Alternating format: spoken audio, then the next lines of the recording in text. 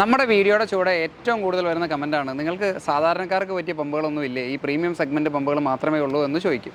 എന്നാൽ സാധാരണക്കാർക്ക് പറ്റുന്ന ഒരു അടിപൊളി പമ്പ് ഞാൻ കാണിച്ചു തരാം. അതായത് ക്ലാസിക്കിൻ്റെ 1 HP വെള്ളത്തിനടിയിൽ ഉപയോഗിക്കുന്ന 70 mm കോർ ലെങ്ത് വരുന്ന കാര്യം. ഈ സെഗ്മെൻറ്റിൽ ഒരുപാട് പമ്പുകളുണ്ട്. എന്നാൽ 70 mm കോർ ലെങ്ത് വരുന്ന 30 മീറ്റർ ഹെഡ് വരുന്ന 10 മീറ്റർ കേബിൾ വരുന്ന പാനൽ ബോർഡും ബെൻഡി ഫിൽറ്റർ അതൊക്കെ സാധാരണ എല്ലാത്തിനും കൂടെ വരുന്നതാണ് ഒരു അടിപൊളി മോഡൽ. അതായത് വെൽ ബിൽറ്റ് ആയിട്ടുള്ളൊരു മോഡൽ. ഞാൻ അതിൻ്റെ പെർഫോമൻസ് നിങ്ങൾക്ക് കാണിച്ചു തരാം. അപ്പോൾ നമ്മുടെ പമ്പ് ടെസ്റ്റിംഗ് ടാങ്കിലേക്ക് പോവാണ്.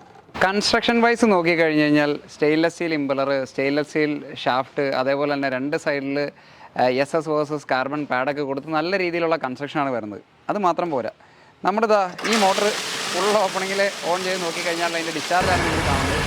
ഇത് ഏകദേശം 9000 മീറ്ററിന് മേളിലാണ് ഇതിൻ്റെ ഡിസ്ചാർജ് വരുന്നത്. ഈ സമയത്ത് എടുക്കുന്ന കറണ്ട് എന്ന് പറഞ്ഞു കഴിഞ്ഞാൽ 8 amps ആണ് മോട്ടർ എടുക്കുന്ന ഫുൾ ഓപ്പണിങ്ങിലുള്ള കറണ്ട്.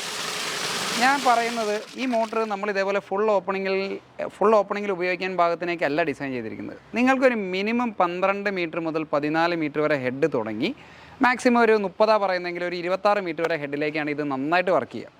അതിന് കാരണം ഞാൻ കാണിച്ചു തരാം. ഇത് വർക്ക് ചെയ്യില്ലെന്ന് വെച്ച് കഴിഞ്ഞാൽ പല ആൾക്കാരും ഇതൊക്കെ ലോ ഹെഡിൽ വർക്ക് ചെയ്തോളൂ എന്നൊക്കെ പറഞ്ഞ് കൊടുക്കുന്നുണ്ട്. പക്ഷേ ഇതിൻ്റെ ബുഷിനൊക്കെ കംപ്ലയിൻറ്റ് വരാനുള്ള സാധ്യതയുണ്ട്. അപ്പം മിനിമം ഒരു 14 മീറ്റർ ഇങ്ങനെ ഹെഡ് നിങ്ങൾ കൊടുക്കുന്ന സൈറ്റുകളിലേക്കാണ് ഇത് യൂസ് ചെയ്യാൻ പറ്റുക.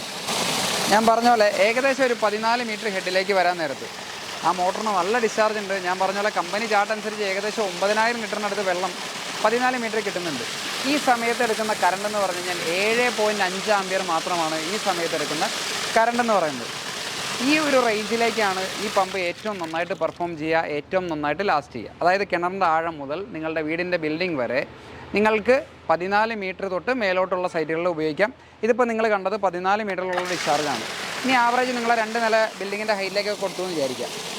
ആവറേജ് ഞാനൊരു 24 മീറ്റർ ഹെഡിൽ കൊടുത്തു കഴിഞ്ഞ് കഴിഞ്ഞാൽ ഏകദേശം 4000 ലിറ്ററിനടുത്ത് വെള്ളത്തിൻ്റെ അളവാണ് അതിന് കിട്ടുന്നത്.